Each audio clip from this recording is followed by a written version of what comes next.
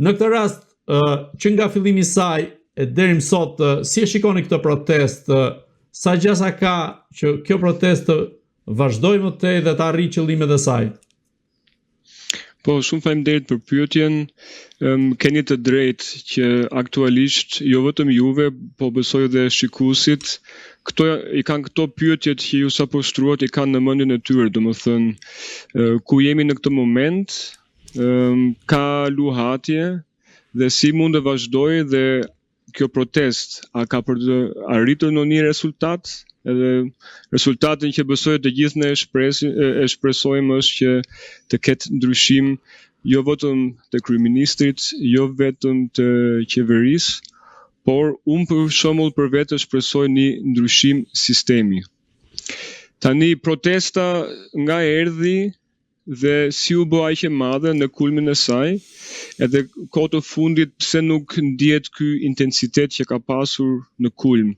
Për mua kulmi ka qenë 20 qershori i 2026-s, që ishte protesta e dytë mbarkombëtare, ku thirr masivisht edhe diaspora.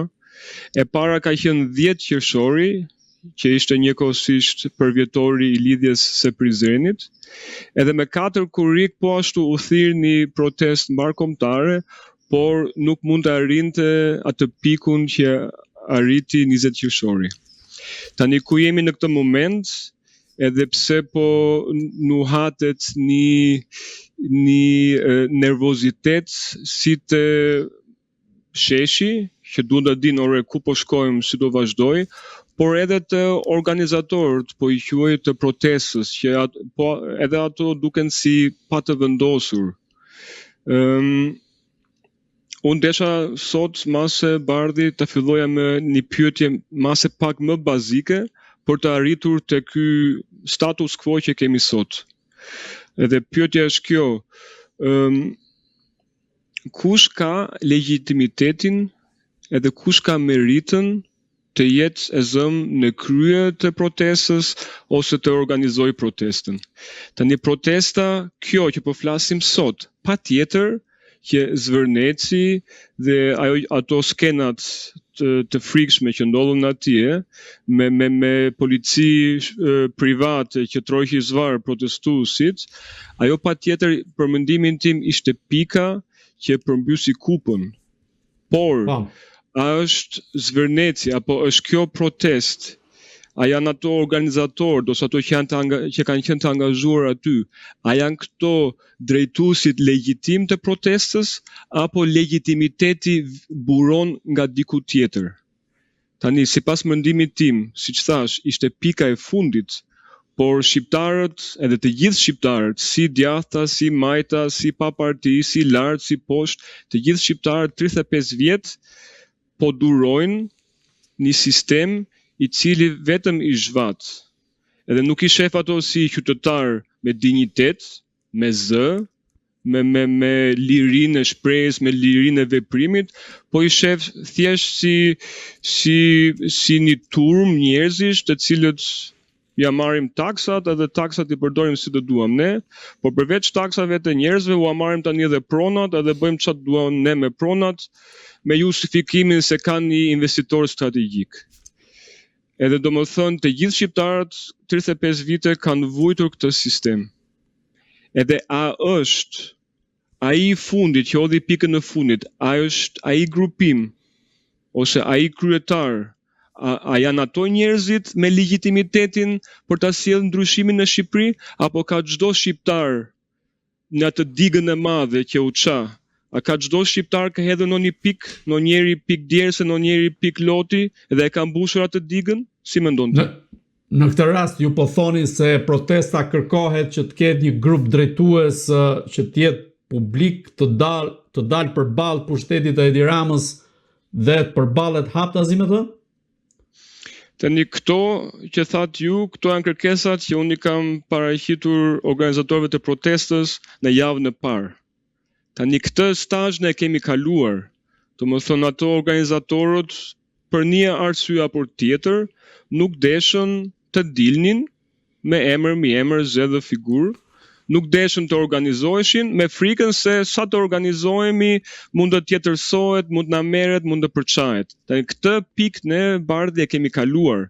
Unë duhet të flas për diçka tjetër. Po, pikërisht, pse protesta nuk ka prodhuar një lider politik që të ketë vërtet stofin e i politikani i cili të adresoj kërkesat politike, kërkesat ekonomike, apo edhe kërkesat të cilat mund të detyrojnë kryeministrin Edi Rama të bëjnë ndryshime kushtetuese apo të jap dorëheqjen, të shkojë drejt zgjedhjeve të parakohshme, megjithëse këto janë shumë të vështira, sepse nuk mund ta detyrosh një kryeministër i cili nuk do që të dorëhiqet.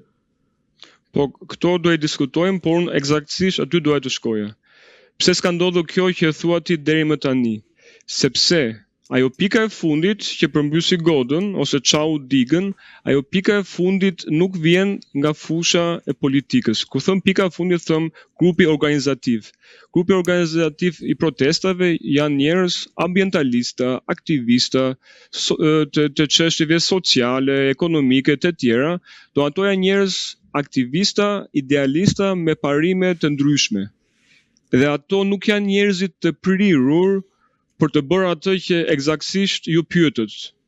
Domethënë për organizim, për të krijuar një përfaqësi, për të krijuar një leadership, për të bërë kërkesa të qarta politike dhe për të arritur presionin që kryeministri të japë dorëheqje dhe të fillojë ndryshimin në Shqipëri. Fatkeqësisht, prandaj e bëra gjithë atë parashtrim të gjatë më së pak. Fatkeqësisht, ato personat që janë sot organizatorët e protestave nuk, sipas mendimit tim, edhe unë besoj jo pak njerëzve të tjerë, sepse deri tani s'ka ndodhur asgjë, kur s'ka ndodhur asgjë ka dy opsione. O nuk din, edhe nuk janë njerëzit adapt, edhe unë jam shumë dashamirës edhe po them të parën, ose dy janë të futur për ta bërë eksaktësisht atë që protesta mos të lëvizi të rishkret edhe një ditë të fiket. Dy opsione janë logjike, nëse njeftin një opsion tjetër, më thuaj të lutem. Po çfarë duhet bërë në këtë rast? Çfarë hapash duhet ndërmarrë, po themi organizatorët e protestës, por edhe protesta në tërësi? Po, patjetër. Tani, që nga dita e parë të protestave, edhe mase ta filloj një pak se si gjendën unë aty në protest apo në organizim.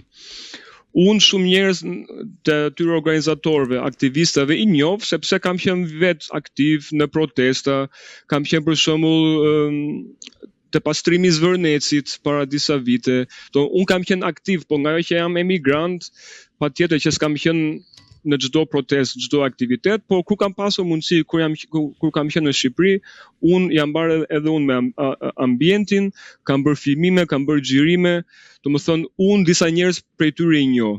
Prandaj unë në fillim që nga java e parë jam involvuar. Po ashtu unë kam 6 vjet që aktivizohem në një lëvizje që quhet anti-establishment. Domethënë këto idetë që sot po i nxjerr Sheshi, që ky është një duopol, Rama Berisha dhe duhet të goditur të dy, edhe po goditet vetëm njërin. Domethënë nuk e ndryshon sistemin, unë kam 6 vjet që merrem me një grup njerëzish që merrem eksaktësisht me këtë. Prandaj unë, përveç se njoh organizatorët e protestave, unë jam ftuar edhe në shumë tryeza, diskutime, mos më pëlqen shumë fjala, po intelektualësh, do të thonë njerëzish me një background të caktuar, të cilët më kanë ftuar ose kanë ftuar tryeza më të mëdha, ku kemi diskutuar cila është rrugdalja ose cili është hapi i radhës që duhet të marrë protesta. Fatkeqësisht një pjesë e grupit organizativ të protestave ka qenë stoik, thashë edhe njëherë, o nga mosdia, o nga frika, ose sepse janë bllokuar qëllimisht nga brenda nga disa persona të caktuar. Edhe këto tryezat, çfarë kanë arritur deri më sot, që nga ky grup i mas janë 30 apo 40 antar ose nismetar të grupit organizativ të protestave. Nga ky grupim 30-40 persona, më të arsyeshmit, më të pastërtit, edhe më të logjikshmit, i kemi involvuar në shumë diskutime, në shumë tryeza. Edhe një pjesë e grupit organizativ të protestave është bindur që protesta në vetvete nuk do sjellin ndryshimin pa u organizuar edhe pa bërë ato hapat që për shembull thatë edhe ju. Ky është sot status quo. Kemi një pjesë të grupimit të protestave i cili është stoik, thash edhe një herë, a ka frikë, a nuk di, ose është i infiltruar për ta mbajtur stoik, dhe kemi një pjesë të grupimit organizativ të protestave i cili do të bëj hapjen shumë të rëndësishëm të organizimit. Edhe ky grupim quhet ose njihet tani si grupi punës për krijimin e kuvendit kombëtar qytetar. Edhe unë bëj pjesë të ky grupimi i dytë. Çfarë do të thotë kuvendi kombëtar, se duket si një nizme e cila është komplet jashtëkushtetuese, është një nizmë që duket sikur vjen nga rruga, po themi, dhe nuk tenton që të hyjë brenda sistemit kushtetues. Po, tani çfarë është ky kuvend kombëtar qytetar? Në fillim shoqëritë, se unë vi nga, si background, vi nga psikologjia sociale dhe kulturore. Shoqëritë, institucionet që i kemi në çdo shoqëri perëndimore dhe ligjet dhe kushtetutat që janë pak a shumë të ngjashme në perëndim, ne i marrim si të mirë qëna dhe nuk pyesim veten nga vijnë. Një ditë njerëzit e kanë realizuar, shoqëritë e kanë realizuar që pa organizim ne nuk mund të ushqyehemi, jo të bëjmë lëvizje shoqërore zhvillimore. Kështu që një ditë njerëzit janë grumbulluar edhe kanë vënë ca rregulla se si të organizohemi. Edhe nëse kthehemi në Shqipëri dhe të kombi ynë, te ne ka qenë traditë grumbullimi i odave të burrave, të lidhjeve, të kongreseve, të beslidhjeve, nëse çojmë në rangun më të lartë. Domethënë, ne kemi në gen edhe në histori që kur vjen një rrezik i madh, që është shumë i madh, edhe ne vetëm individualisht nuk e mundim dot, ne bëhemi bashkë për një kauzë të caktuar, në shumë raste të historisë, për shpëtimin e kombit shqiptar, ne bëhemi bashkë, vëmë ca rregulla se si të bashkëpunojmë, edhe pastaj veprojmë. Dakor, po jetojmë në tjetër kontekst politik. Po, patjetër. Instinktivisht duket si një shpikje nga vjen kjo. Kjo vjen nga historia e njerëzimit, dhe nga historia jonë kombëtare. Njerëzit bashkohen. Tani pyetja është kjo që keni ju dhe shumë të tjerë. Ore, dakord, ne kemi një kushtetutë, ne kemi institucione, ne kemi një parlament, shqip kuvend, e kemi ne. Domethënë shoqëria jonë në një formë ose tjetër e ka krijuar këtë, e ka bërë këtë stazhin e zhvillimit që e ka marrë çdo shoqëri. Jemi dakord me këtë po? Pse na duhet kjo tjetra?